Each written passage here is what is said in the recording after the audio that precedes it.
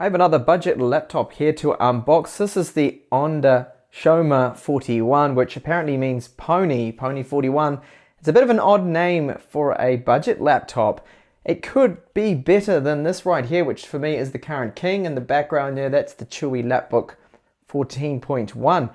Just like that model, this has a 1080p screen. It has a 9000 milliamp hour battery. Also support for an M.2 SSD. If you want to upgrade the storage, you can do that. Otherwise, there's 64 gigabytes in here. Windows 10, very similar. Let's get this unboxed and take a look at it. So this one I picked up from GearBest. I had to pay taxes on it. That is always the case. If you use the express shipping, you always get taxes, at least in Europe. When I was down in New Zealand, I didn't have to pay any tax on things like this, which was great. But Spain is a little more heavy-handed when it comes to taxes. So it has been double boxed.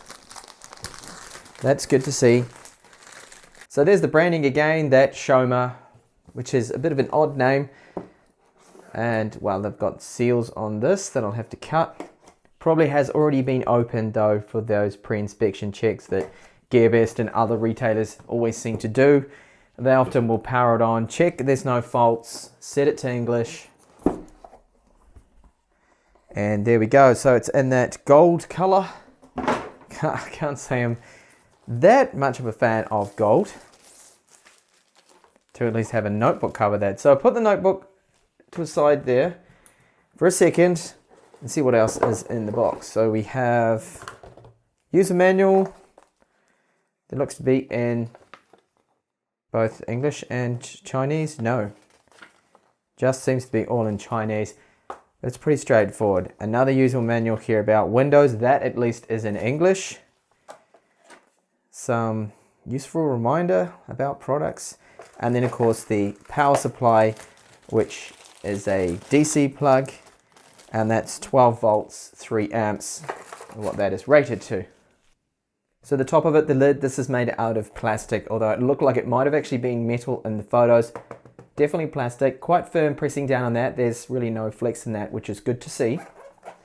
Flip it over, have a look at the bottom now. That layout looks very familiar, just like the Lapbook 14.1. We have 2 downwards firing speakers, 4 rubber feet there, and then a bunch of screws holding this rear plate on. I hope inside this it has a copper heatsink on there, something that the Chewy Lapbook 14 doesn't have.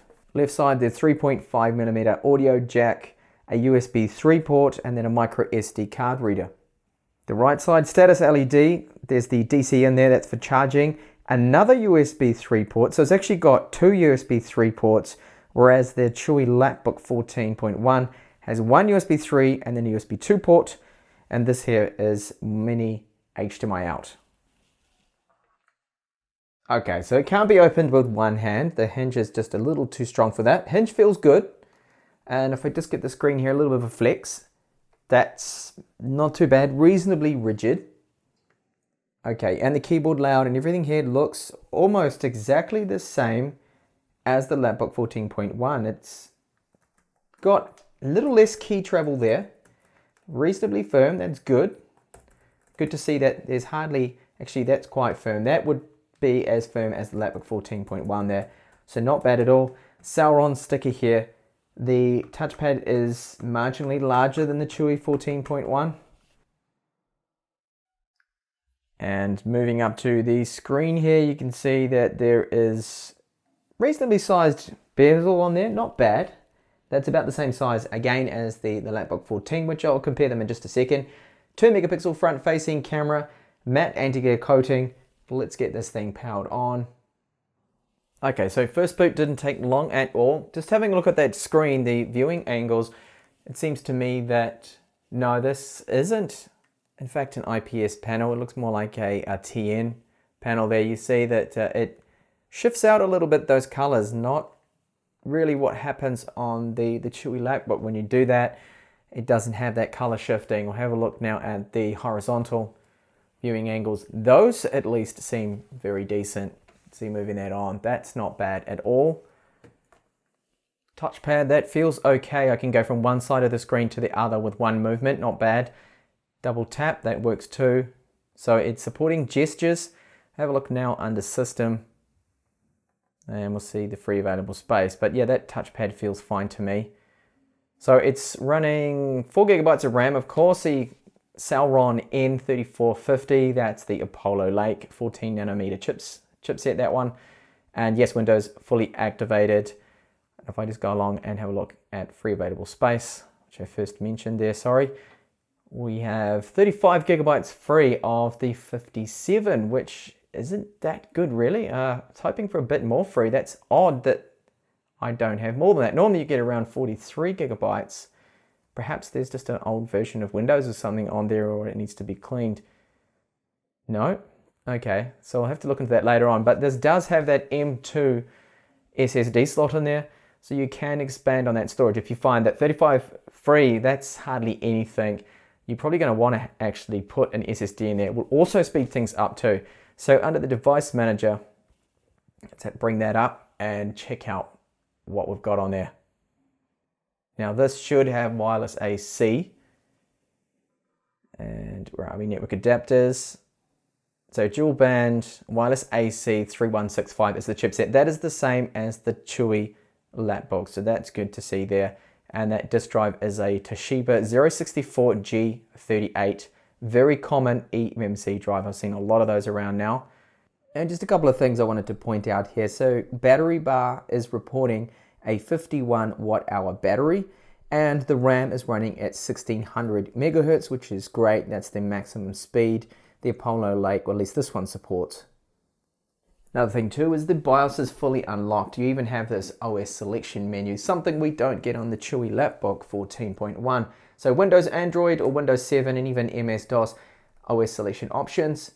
We've got a couple of microphones here, one there. So stereo microphones, that's good. But what I don't particularly like is the location. I prefer microphones to be next to the camera up the front here, because what happens is when you're typing away on the keyboard to someone, then you're going to hear that, especially being picked up across those mics. Now this is as far as the screen will recline. That's it. I'm not really happy with that. It should go back further than that. Okay, have a look and see how much she weighs. 1.36 kilos. That is about the same as the Lapbook 14. Actually, no, that one's heavier. 1.47. So it's lighter than this one. That's a good thing.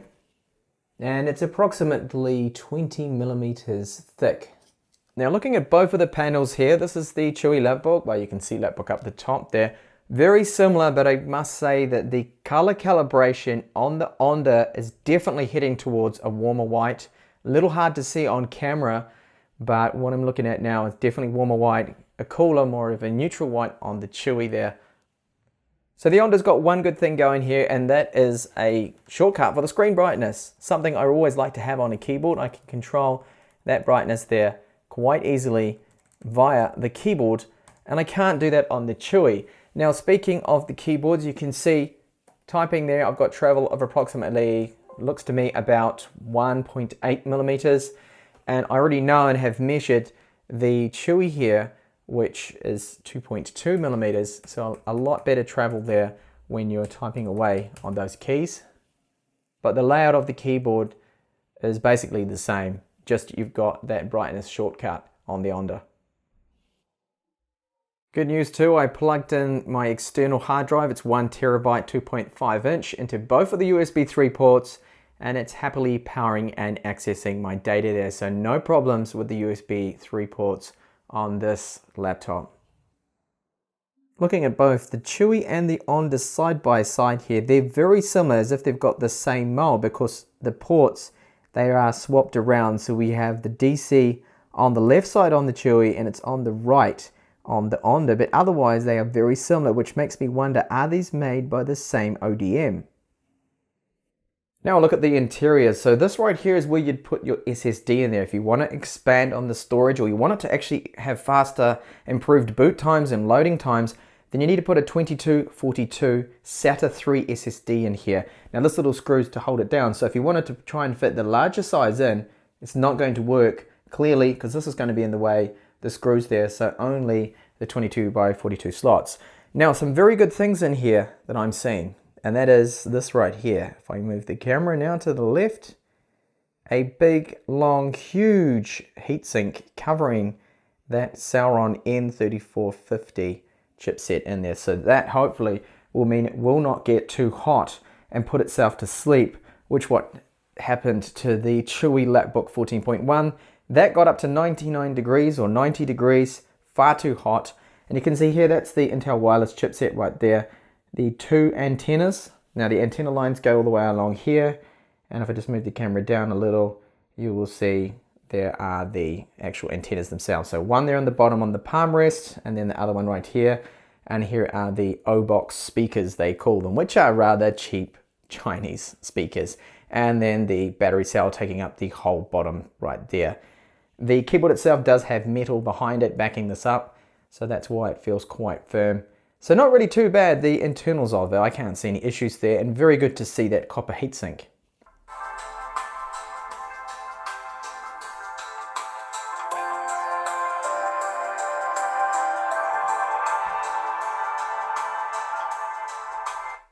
The volume is fine there, but you can hear a bit of distortion coming through the plastic housing of this.